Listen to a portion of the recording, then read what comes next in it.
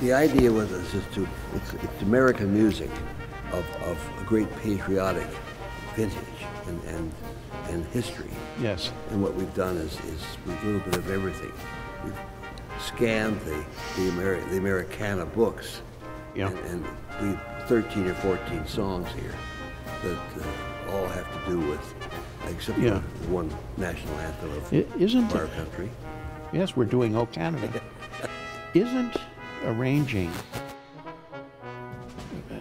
patriotic songs like this, isn't there an issue, you have to answer this as an arranger, isn't there an issue of how far do you go?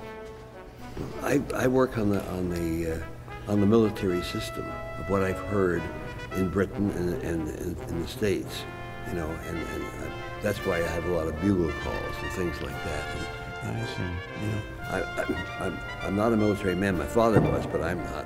But I started to arrange during the Korean War, and we had radio shows on during the Korean War, and I learned quickly how to do military music. You know, I see. With these drums, bugles, calls, things like that. Yeah. And I never stopped because my band went on the air with CBC. And I kept writing. And I kept writing all the time. Isn't what I was getting at, isn't there an issue? If you're approaching a piece like, arranging a piece like the Star Spangled Banner, "O Canada," Stars and Stripes Forever, George M. Cohan, aren't there certain places perhaps you feel you can't go harmonically? Harmonically, oh yes, definitely, yeah. You have to. You don't change the chords like sometimes contemporary jazz pianists do. You know, it's too jarring. It often doesn't work with the melodies. I mean, George M. Cohan melodies are very, very diatonic. They're not chromatic. They're just over there is all bugle calls. Da, da, dee, da, da, da, yeah. And the grand old flight. Da, da, da, da, da, da, da. They're all thirds and fourths. And even if people don't, young people say, don't know the tunes, they're aware, there's something, maybe a national consciousness of an era, so that they would know immediately if you were over the top, say, with your... Oh, but definitely, yeah. And certainly the older people would ask, what are you doing? You don't fool around with the Stars and Stripes or with "O Canada" as far as changes.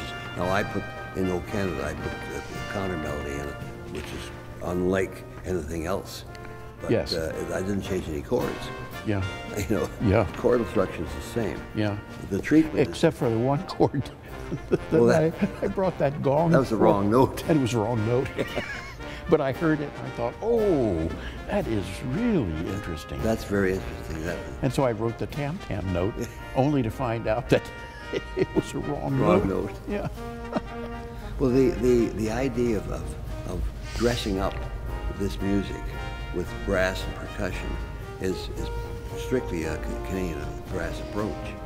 I mean, I've never heard anybody else doing this. Brass ensembles in Canada have been, that's a British tradition. Yeah, British tradition, sure. Yeah. So we had a real tour de force of brass playing and percussion. Yeah. The guys are just playing beautifully. Oh yeah, yeah.